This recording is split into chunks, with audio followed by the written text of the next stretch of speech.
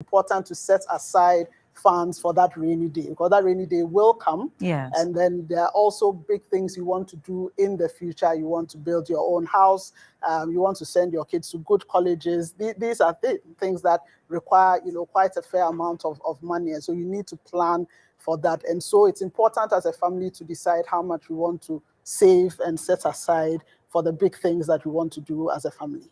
In the same light of wanting to, how much we're saving and how much we're going to invest, that's the income weight of each partner matter here, because I believe in conversations with people, that is where the issue is. Yes, we've had the conversation, but who is putting in what? Especially because Madam Akwele earns more, and perhaps, hubby earns less than. Who is putting in more? But then, as women, we're saying, you're the man, put in more. That can become tricky sometimes, but I think fundamentally marriage is a partnership. Yeah. It is a partnership. We come into it, the two shall become one. So it's about how we grow together, and develop a great environment for our family to thrive. So that's why it's important to have the conversation. Yes, one may bring in more than the other, but this is what we want to do together as a family. And therefore, we contribute to ensure that we can achieve those aims. So it's not so much about, yes, the man has responsibility, and you've always got to let your husband feel like the king that he is. I know, eh? Yes, but do your part as a woman also. It is a partnership. All right. Kwame, let me come to you. How do you sell the financial wellness dream? Let me put it that way. The financial wellness dream, how do you sell it to your partner, especially if you have a partner like me who is a spendthrift and, picks up things as she goes? How do you actually, sell this dream to a partner who doesn't have very healthy financial habits? Communication, a lot of conversations. The thing about money is, as far as it's there, you would want to spend it. And so if you are with someone who likes to spend, it can raise a lot of uncomfortable conversations. Sure. And so you'd have to find a good way to communicate, because every time that the conversation is going to start, it will be coming from a position of annoyance, irritation, or anger. So if the partner who is the spendthrift is the one who is going to be hearing from the one who is more prudent, it's always going to be a conversation of, you are always telling me what to do. Yeah. So it's you have to weigh it well and make the person appreciate the dream, to appreciate how the end goal looks like if you do not do what you're doing now. And I think that conversation is also supposed to be based on timing. You should time it well. You cannot just have the conversation when it's trying times. When she is picking the thing. When she's picking the shoe. Bad conversations are had when good times are there. So if you have tough conversations during trying times, it's more difficult. I like that. Yeah. I like that. So the timing is very, very important. Now, there are times where, at the time when the conversation is being had, we have money. I mean, come to think of it, Kwame, you can afford it. Why can't I have this and why can't I have that? But perhaps you are looking at the bigger picture, or you are looking at it from, if this becomes a habit, or if this comes to stay, it will be a problem in future. How do you still convince this person to say, yes, we have now, but this is an unhealthy habit? I would advise put it on paper. The thing about putting it on paper is when you are not putting things on paper, there's this assumption that there's money. Yes. The thing about putting your expenses and your to-do list together is that the moment you put your expenses together, then you realize that all of a sudden the amount things of changes. Things change. I like that. And the moment you put things on paper, there's always this awakening. It's true. There's always this awakening. So it's similar to telling your partner to go to, say, the market to buy stuff. Yeah. The moment she does it, she realizes how expensive things are. Very true. But if you keep on buying it, then they can never appreciate. So put it on paper, speak to it, and then all of a sudden there's a certain awareness. And then you can connect it to the end goal of where you want to get to. Very, very true. I like the part about putting it on paper, because very true. Do you want to say something about that, Ransford? So understanding is very key, but we also have to be as patient as possible. Some people are naturally good at budgeting and finance planning. Others are not. If you happen to be married to one that is not, it will take a while, but we need to be as patient as possible. In my home, for instance, surprisingly, I'm the one that's in finance, but my wife is the better planner. Oh wow, that's exactly. So you don't you don't get up today and you just want to make big life decisions. Okay, we need to spend on this. You just wake up today, you should need a month's notice because we plan for it a month away. We plan for it a year away.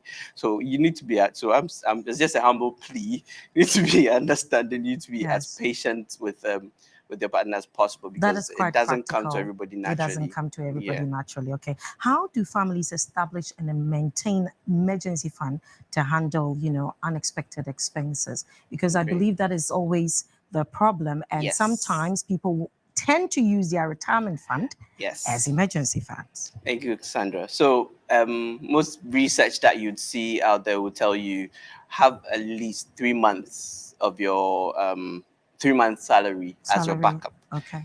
But proper financial planning will tell you need to have a minimum at least 6 months. 6 months because, as I said, life is full of uncertainties. So what you can control is very small. What you can't control is way bigger. So at least 6 months. And I know that's a stretch for a lot of people in our current generation in the country as we have it now. Yeah. But as much as possible for your own good. I saw an article the other day where someone was asking how long your savings was going to last you if you stop work today. And there were a lot of funny responses to it. Some people were like a minute, others were like an hour. But when you think about it critically, a lot of people don't have an emergency fund. Yes. Okay, so it's something we need to make a conscious effort at attempting to have one. So you can start with maybe a month or 2 for starters, grow it into 3, and as time goes on, you can't get to the 6 and keep it at the 6. That's a minimum, because there's so many uncertainties, there are so many emergencies that can come up. You go to the market today, tomorrow you go, prices are through the roof. You have dollar-denominated payments that you need to make.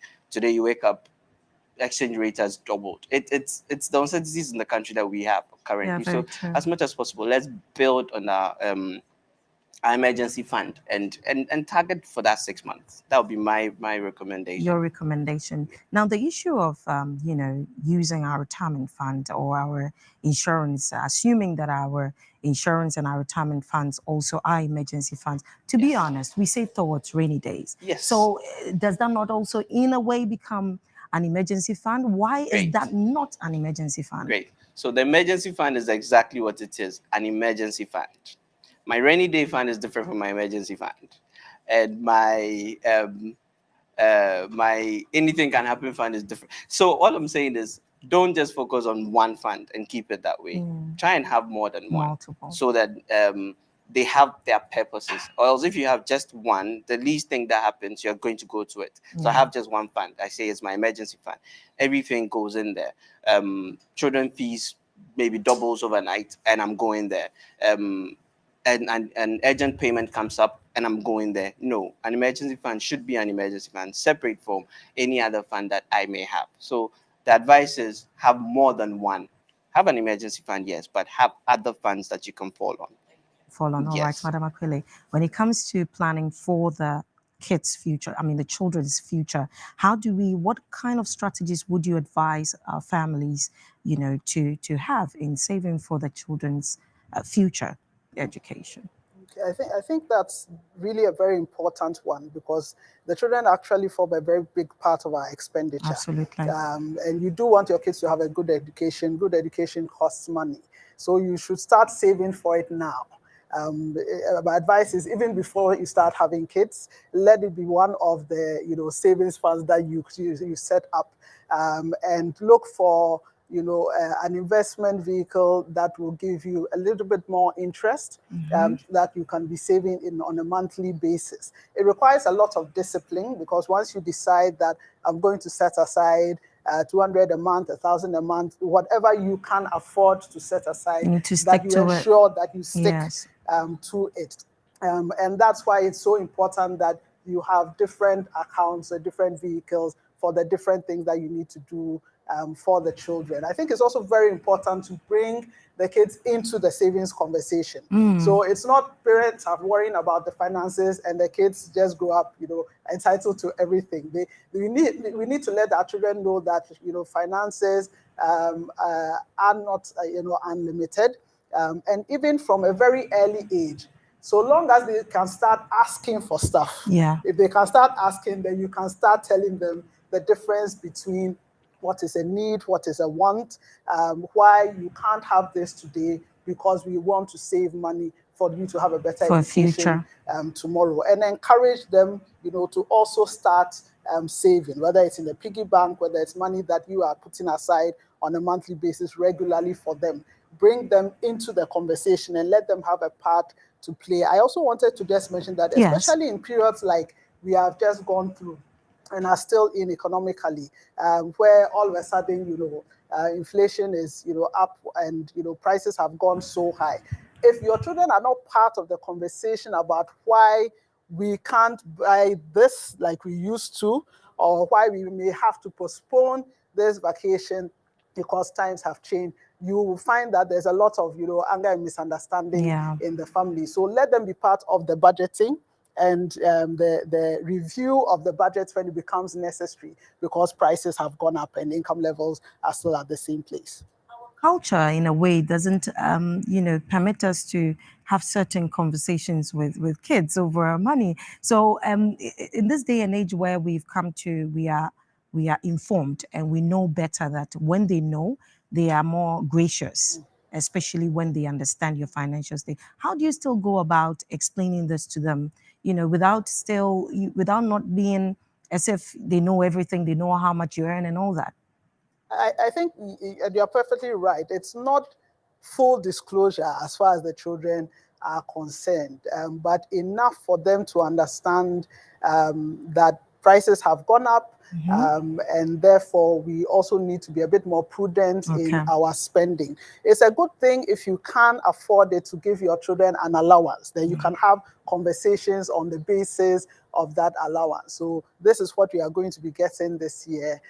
Sometimes you can even put some additional benefits. So if you are able to save up to 50% of your allowance, I will top it up for you, or I will add it so that you can buy that thing that you have been saving up for. So keep it at their level, but informative enough for them to be able to understand and also plan, and reward them for exhibiting the right behavior when they also are able to manage the difference between their needs and their wants, and you can see that they are also building that savings culture. That's a good culture to start, training them on. Let me come to you. How do families begin to manage to reduce their debt? Because I do know that when you talk to a lot of people, depression, one of the reasons why people can quickly get depressed is debt, and the fact that you don't know how to go about it. And as a family, sometimes, it even breaks the family, because one partner is all of a sudden very, very down because he or she doesn't know how to go around debt. How do we manage to reduce debt in families? Practically, I would say, maybe let me just speak in the Ghanaian context. I think that there's a lot of misconception between what assets are and liabilities are. So most people gather liabilities and think that they are buying assets. And they think that they're buying assets and actually getting into debt. So for example, an asset is something that will give you money. You use it and you make more money. But a liability is something that will take away money from you. So let's say you're a Ghanaian man or a woman and you want to invest in a car for the home. A car is a liability. It takes and it depreciates in value. And it will take you have to maintain it. You have to put fuel in it, and you have to constantly refinance it every month if you took a loan to do it. You will see a beautiful car sitting in the house, but that's clearly a liability. And it's taking money away from you, and you're thinking that this is an asset, but it's a liability. Most people do not understand the differences, and they keep piling on these liabilities. And then that's how they get into debt. And there are little things. There's a lot of literature on this. But I read a book once that spoke about things that we call grazzlers, big ones that take your money, and then the nibblers, the ones that nibble at your money. One of the quickest ways to get into debt in a third world country are the nibblers. they will eat your money very quickly. And because we live in a third world country and we are in this dual way where we see the world where the rich live and we want it, we keep living our lives as if we are in that environment. And they nibble our money. And so I would advise anyone who is getting into a position of debt is that you need someone who will tell you, or you need to realize that you are in debt. And then you need education to get out of debt. Getting out of debt is not easy because you would have to cut some things out necessarily. And whilst you're going through that training, I'm hoping that that person will learn the differences between getting an asset and picking up a liability. But Kwame, we all love good things. And we desire, when Kwame was out, I was just imagining some beach somewhere, with nice houses. And I'm thinking, oh, I also love that. How do we still become ambitious? Where do we draw, a certain line? Or how do we balance between wanting to aim high, but then still living within our means? I don't know whether because you mentioned the nibblers. So how do we strike the balance between aiming high, wanting to desire something good, but then still living within our means so that we don't pick up debt? I think in our conversation, there's a common thread about putting some money away. Most people will get, say, their monthly salary, plan it, and think of investments more as if it's an after thing that they've done the rest of their expenses. So let's say you rather thought about it the other way. And I learned this the hard way, I must confess. This I learned the hard way. You must invest similar to how you're paying electricity bills. So let's say you have 1,000 Ghana cedis coming into your pocket. Yeah. You must necessarily put that 100 Ghana cedis out as if you're going to buy electricity. You will just put that money away. Then the money that is left with you then becomes your, I would say, disposable income. Let me understand you. So just like we take out our tithes first. Exactly. Exactly. So you take the tithe, you take the investment out, you take the school fees part out, you take before you start everything spending out. So when you have that little one that is left in your that's hand, what you're going to that spend. is the one that you now look at and see whether you can go for holiday with this one, you can pass here, you can because the nibblers are there. And so if you want to go for a vacation, let's say tomorrow, or you want to go to maybe a beach or something, you can actually factor it in that monthly deduction. Okay. So exactly. So it comes in, you just factor it in and it just falls away. So you know that the disposable income is this one. So when you want to go to the beach, you just go for that particular one. That particular just one like Ransford said that you should have a multiple one. So if this is the beach one, we will be putting a bit there towards the beach. Exactly. And it will even change what you do that month. For example, if you hang out every Friday, you realize that one particular Friday, you wouldn't go out. Okay. Yeah. Because you have a vision of going to Miami at some point in time. Or let me use Ghanaian. Which ones do we have? Maha. Is it a Maha? We have a few beaches around. Kwame says we have a few beaches around. All right, if you just joined us, this is Tomorrow Today's webinar series that is aimed at bringing you insight and educating you when it comes to your financial well-being, planning for the future. Send your comments, send your questions, and they will most definitely answer them for you. In the meantime, still use the currency of the thumb and click. Share as many times as possible so that someone can also be empowered in the conversation around your family financial well-being. Ransford, let me come to you. Give us some of the tips on smart decisions around spending. So there's a big rule that a lot of people try to avoid. But it's the truth. You can't spend what you don't have. You can't spend what you don't have. So well, what we don't have is? So this is what I want to do. I want to buy this couch. The couch costs 5,000 cedis. I have 1,000 cedis. There's not a plan anymore. It's not part of it. I don't have it. That's one way to stay out of debt. How does faith come in? Faith and dream big. I don't believe in that because in faking it, you can actually amass a lot of debt. You can actually amass a lot of debt. So you can only spend what you have. work within those means. And I know it's difficult because of the situation we find ourselves in. So you may want to borrow from here or borrow from there because you. But the thing about borrowing is when you're borrowing against a future income. Yeah. So that future income that's coming in next month or next 2 weeks, you've already spent it. Okay, because immediately it comes, it's going up, it's going to pay a certain debt. So Yes. it's best to rather spend what you have. It's best to rather spend what you have. As much as possible, reduce borrowing to a minimum as much as possible, because it's easy to keep digging yourself deeper and deeper into debt because let's say rob Peter to pay Paul. So you take from Peter to pay Paul, and now Paul's has grown. So now Ishmael's has come up. So let's take Paul's own and give to Ishmael. Now Ishmael's is growing, and you're going deeper and deeper and deeper. And that's all because you are spending what you don't have. What you yet. don't have. In which instances would you say that borrowing is good? In which instances can one? So Kwame will tell you from the proper financial standpoint. Yes. He said we have what assets and liabilities. So you don't borrow to buy a liability. You can borrow to buy an asset, right, Kwame? Exactly. So I want to invest in maybe real estate for commercial reasons. I can borrow. I can to purchase that block of shops or maybe block of apartments to rent. That's to generate some income. Okay, but I have a house and I've seen a bigger house and I want to move in there. Okay, I have my original house is fine, but it's a bigger house, it's nicer. So let me take a mortgage and buy that house. So now I have two houses. None of them is giving me additional income. It's rather taken away from me. So those are the instances where I would say, okay, it's good to borrow. You're borrowing to acquire something that's going to generate you some additional income, not to take what you already have away from you. All right, Kwame, do you want to add to that?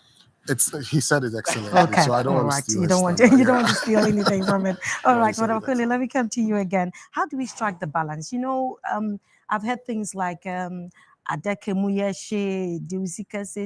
you die, other people are going to spend their money. So spend your money now.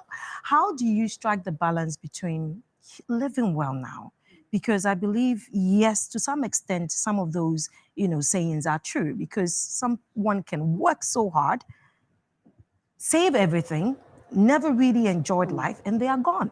So how do you strike the balance between saving for the future, securing yourself financially for the future, but then having a bit of good time now?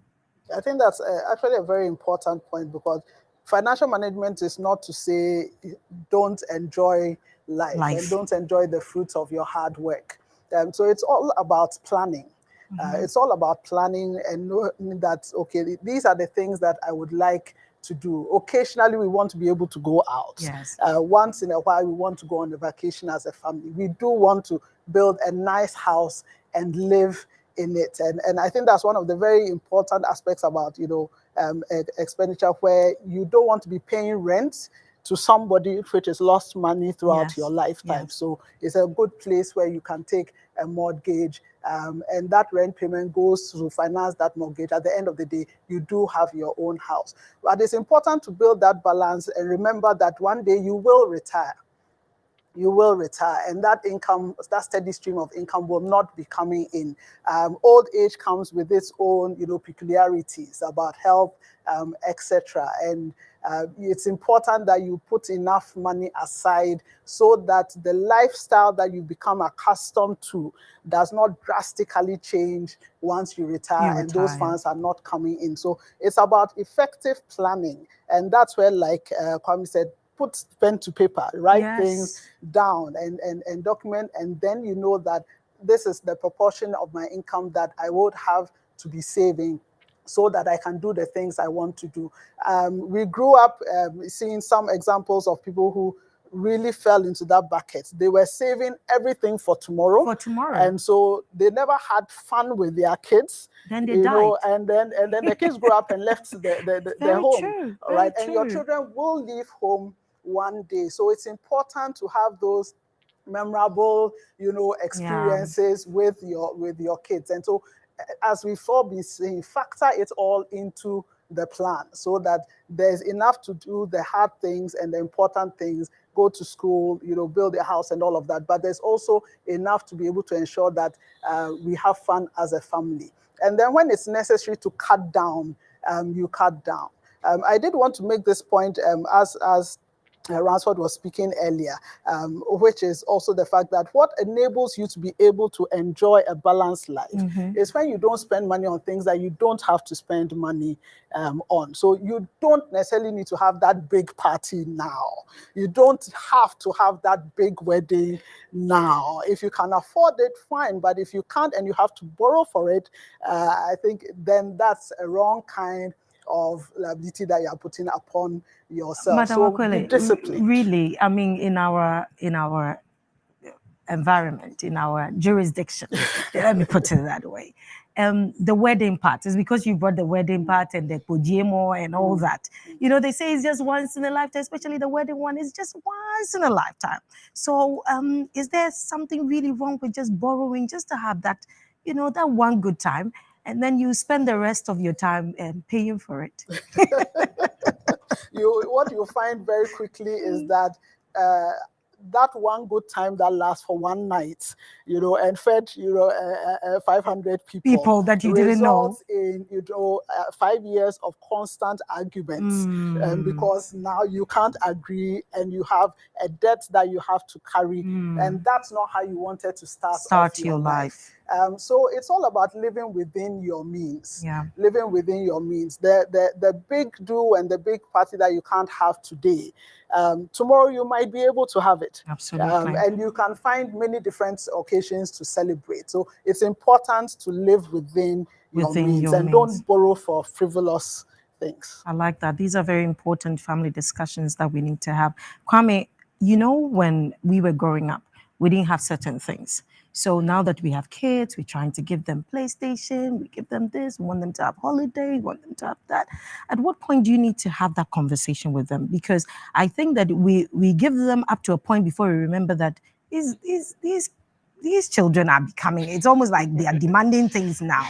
So at what point do you rope them in, and what are the benefits of roping them into this discussion to say, listen, yes, when you need a game, I will give you, but yeah, know that it's not your, don't come demanding for it. I must confess, I do not know the right age for you to start talking to your child, but I would say that start as early as possible to start getting your children into the conversation. I also noticed that you will speak to your children based on their ages. You speak to maybe the elders differently from the way you speak to, say, the middle one, or say you speak to the last one. But you have to have a certain theme that runs through all the three, so that at different points, I notice that I speak to my kids differently about money based on how old they are. And so it might appear now that I'm more softer to the very little one because she's little, she doesn't appreciate, so I give her most of the things she wants. And it's because she's little. And but for the top two, it's aggressive. And could it be that they are boys and then the little one is a girl? It's a boy and a girl, actually. But I noticed that, and as a principal, I would always cut something out of anything that my kids will bring to me, just to make them know that this is not going to happen, just by default. Because anytime I agree to it, there's this assumption that every time I go, I will get it. So sometimes, even if I can afford it, I will still cut it. I think it reinforces the fact that you cannot have it all. You can't have it all. And that is me. I think it's a good one to learn. Ransford, is it not a good one? I think so. I haven't thought of it that way. It is a good one. And I actually grew up as one of Kwame's children, so I know it so well. You sometimes have to write a thesis on something. Thesis on what you want. You cut some out. Yes. But what are some of the benefits for you as well when it comes to, letting our kids in on the fact that they can't have everything? As Kwame said, as much as possible, we'd want them to have not everything, a good life, as much as possible, but they can't have everything. They need to understand the value of money and where money comes from. kids are at a very young age. When you ask them where money comes, they'll tell you the ATM. So when you say you don't have money, they'll say, "Oh, go let's to go the to the ATM." But when they get to a certain age, they realize that you have to work to put Yeah, money in the in the ATM, ATM. so that when you go, the money is there. Yes. So it's important to let them know at the right age. Okay. The importance of money, you know, then make it as basic as possible for them to understand, because you'll be surprised. They would actually pick it up better than you'd expect. Yeah. Okay, they would understand that if I put this 5 cedi that I've been given down, tomorrow is still there. But if I put it in an investment, tomorrow is there plus some. But if I spend it today, tomorrow is not there. It's very basic, but they will grasp it very early. And when they do, it reflects well on you. And you are also, you know, you also have your peace of mind. Yeah, it takes a lot of Absolutely. pressure off your mind. But as parents, our natural instinct is to provide everything. Things we So didn't have. yes, Yeah. I saw this image the other day of a father complaining that children of today, like he was telling the son that Yes. children of today, you don't know how hard we had How it. hard we had had to it. do this, we had to do this. And then the child was like, but the life we have now is your idea. They didn't have any, any say in it. Yes, You see, so as much as yes, possible, yes. as much as we want to give them everything, we have to put limits to it and let them understand where the everything comes from. Yes. Because you're in the retirement space, let me give you this one. What are some of the key considerations we should, consider when planning for retirement? Ooh. Top of the list for me would be your recurring expenses. Okay.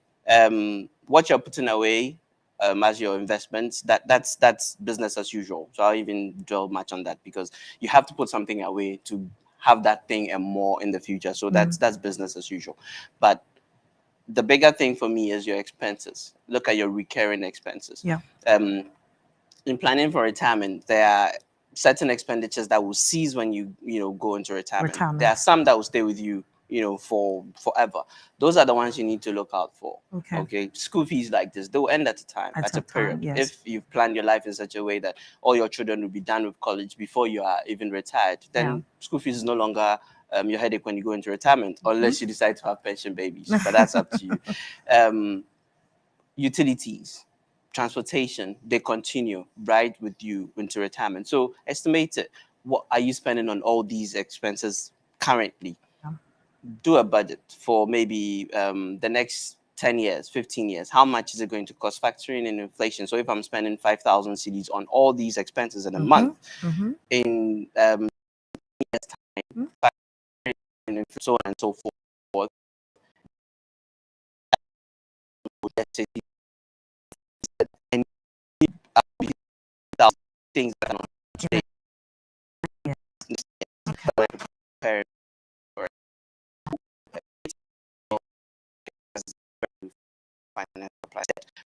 Funds away is business as usual. We don't need to do much.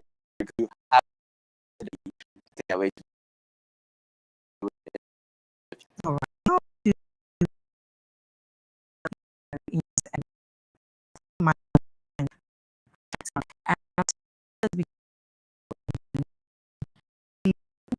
Yet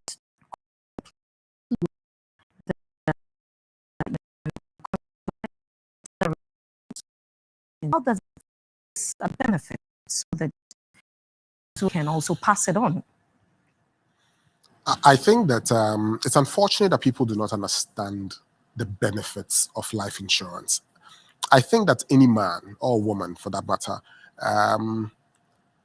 at the age of the moment you start working, and I cannot say maybe at the age of 30 or 25, but the moment you start working, and let's say you start working from an age of, say, 25, so I'll just start with, say, the age of 30, you definitely need to have one of these insurance products on your own life. And so as you keep growing and life changes, you marry, have kids, it keeps protecting you through life, because as we all know, you do not know what will happen tomorrow.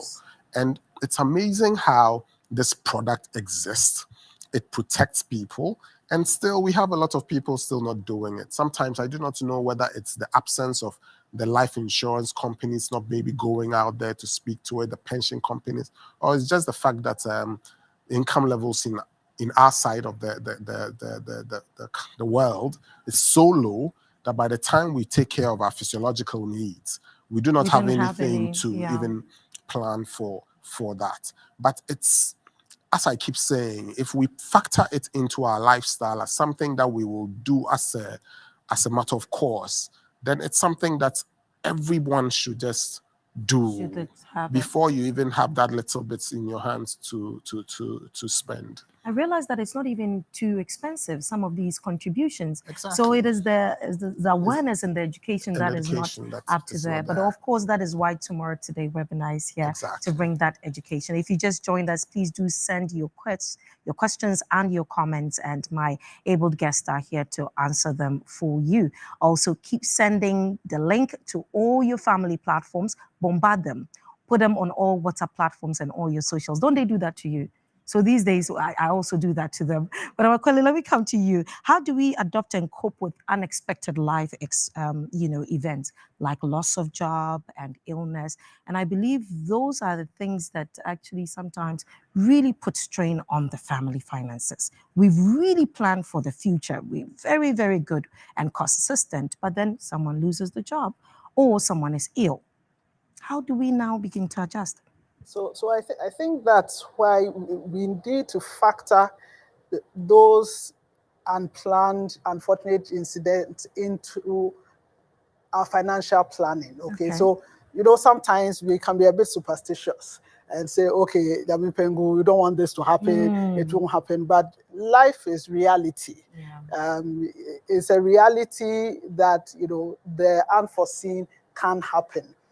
Your parents are growing older. They will pass away, and so take a funeral insurance policy so that you are cushioned and you don't have to now look for money. When that happens. All right. Sometimes the unfortunate happens, somebody falls ill. You can take a health insurance policy to deal with that, or make sure that's factored into your rainy day fund. So I think the important thing is that let's not be too superstitious about life. Let's have a realistic view about life and say, okay, so what if? And that then determines what we do with our finances. So when you are looking at how much you want to put into your investment account, how much you want to put aside into that savings account, these are all factors that go into determining.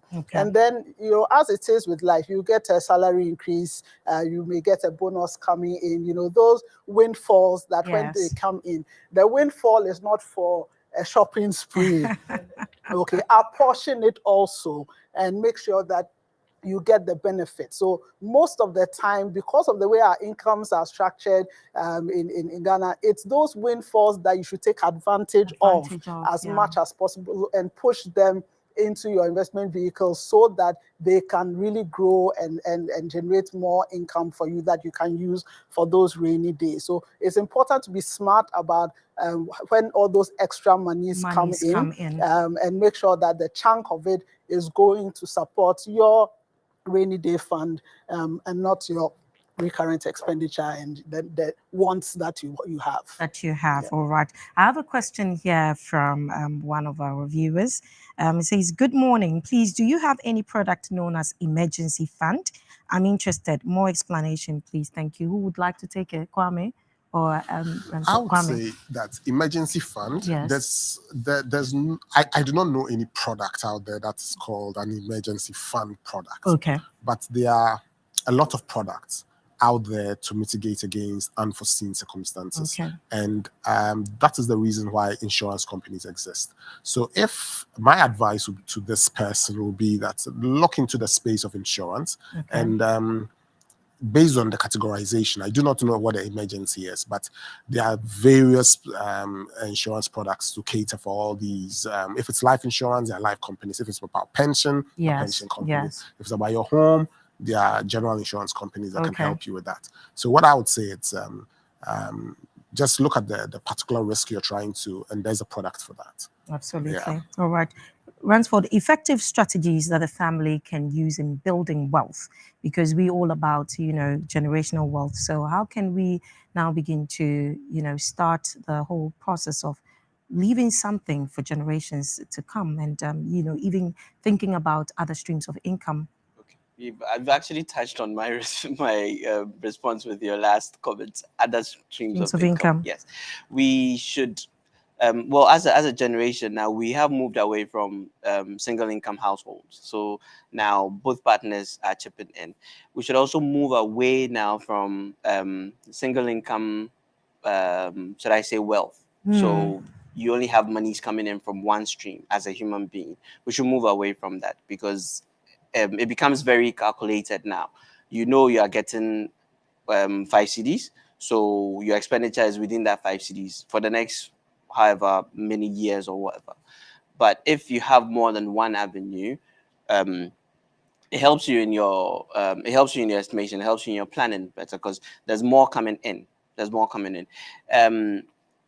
You need to think of the future that comes, the generation that is going to come after you. You want your children to be able to have, well, I won't say a perfect, but a more comfortable life than maybe what you had. So in doing so, why don't you put something away for them and say, okay, for maybe their, I don't want to say wedding, but maybe for their first home, or maybe when they get married for their first home, or maybe to pay off their college tuition, or maybe to buy their first piece of land, something, but it's something they can put on.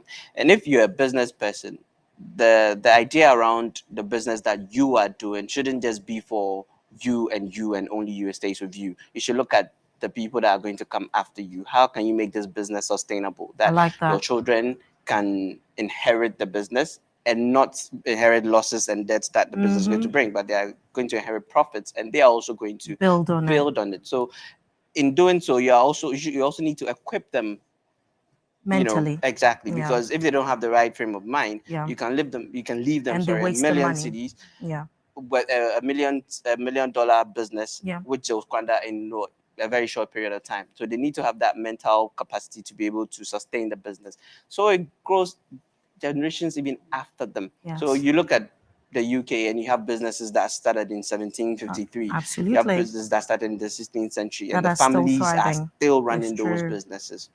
Have to keep generational wealth going. Right. I like that. I like the mindset thing. It's, I mean, if we start teaching the children, I don't want to call them kids. If we start teaching, they're not kids. If we start teaching the children now, they already have that generational mindset, and they also begin to pass it on. But Amakoli, because you're a woman, let me come to you. You know that we started with the conversation of, how, at what point in time do we start the conversation around the building a financial well family? What are some of the benefits, and how would you practically think that for those who are watching us today, they haven't yet done that, they haven't yet had that conversation, and they realize that it's tough? What are some of the tips you can give us, so that when we go home today, we can say, you know what, baby, we need to have a conversation? How do you think we should go about this tough discussion, because it is very important? It is very important, and it's never too late to start. That's the first thing that I would say. Second thing is, pick a good time, and I think Kwame alluded to that earlier on. So family is seated, you're having a laugh about something, and just because of the times that we are in, there's no better time than now to actually have the financial conversation and say, I've been thinking about what more we could do if we were to be managing our finances a little bit better. What does everybody think? Then it becomes a family conversation, and everybody can chip in. So you don't lead with a blame and, oh, I just realized you spent too much.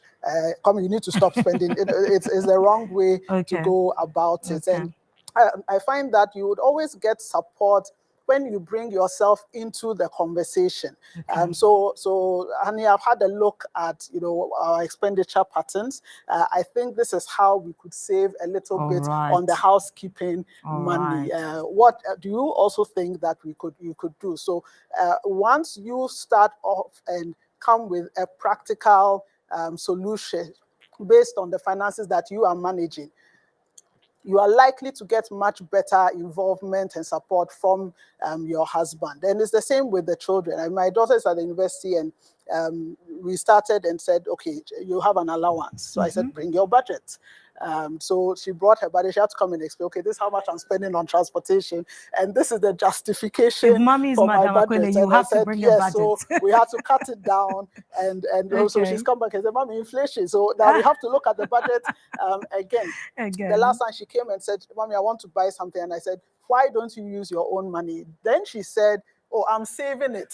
So on the one side, I was very happy to hear that she's actually saving the money. I said, well, why are you using my savings? Use your savings. But then it's become, a practical aspect, and she's responsible, as the younger ones now are more responsible for money that comes into their hands and how they use it. So I think we've got to just use every possible opportunity that comes up. You celebrated your birthday, grandma sent you 100 CDs, have a conversation with the child. So what are you going to do with this 100 CDs? Do you think it's a good idea to put some in your piggy bank and then you can use the rest? Is there something that you really want? How are you contributing and gathering, building up money to be able to purchase that? So it's the little things in that and the little scenarios that come up that we can tie to the conversation around financial wellness and carry the family along. I like the way you put it, that if you put yourself in it, then the person becomes responsive to it. Communication, but this time around also saying, how do you think? I have looked at it.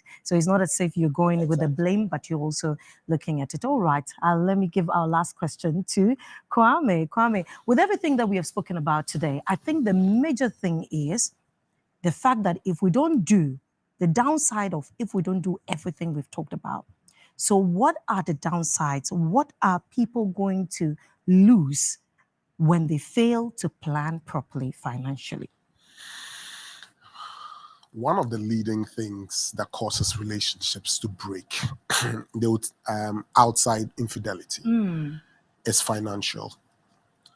And financial mismanagement comes out in different ways. It will come out in the fact that one person feels betrayed, and so you argue. It will come out, it will reflect in how you communicate with each other. Yeah. So even the way you now discuss issues among yourself will change. Someone will start feeling that my respect is going and you're not respecting me too much because now the financial conversation is breaking down. Yes. The thing about money is that if you don't manage it well and you get into the problems of debt, it changes everything fundamentally around you. And you would feel it because you will start noticing that your household will start breaking up. And then the danger is some of your dependents, and here I'll say your children, will start looking for money from different places, apart from you and your spouse breaking up.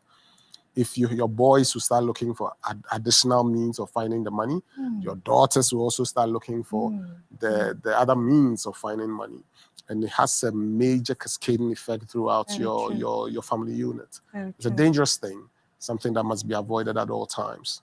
I like that. It's a dangerous thing, something that must be avoided at all times. But with everything that we have discussed today, if we are just going to, take it one step at a time, I know that when we bring this conversation, it's not as if you can inculcate everything at a time, but just to try one day at a time, starting with the conversation, very, very important. It's been so insightful coming your way. Thank you so very much for joining us again on yet another episode of Tomorrow Today's webinar, powered by Enterprise Trustees, Your Advantage. This will be coming your way every month.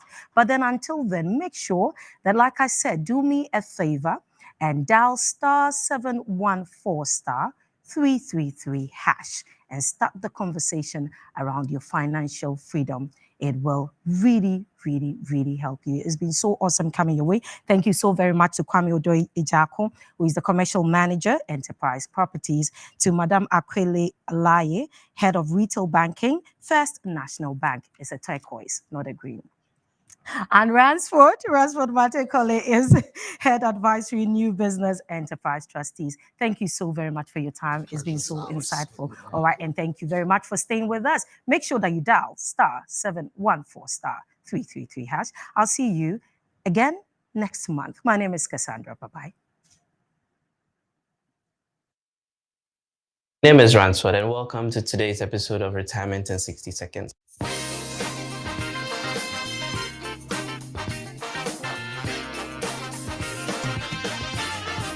Today Today, we will be talking about why it's important to consolidate your pension fund account. That is the mandatory Tier 2 and or the voluntary Tier 3 Provident Fund with your current corporate trustee. Consolidating your pension fund means that you transfer any pension account with the corporate trustee of your previous employer to the corporate trustee of your current employer. This will ensure that you have one, easy access to your benefits at retirement. Two, you enjoy one-stop processing and payments of your Tier 2 and Tier 3 pension benefits. And then three, convenience as easy tracking of all your pension contributions will be on one portal during your working year. Thanks to Enterprise Trustees, kindly visit our website www.myenterprisegroup.io. Go to Enterprise Trustees, proceed to customer services and complete the 14 form, or send an email to info.trustees@myenterprisegroup.io. And Enterprise Trustees will facilitate the transfer process on your behalf. So we'll come your way again on our next episode. Remember to plan well and retire well. Enterprise, your advantage. Enterprise, your advantage. Hello, my name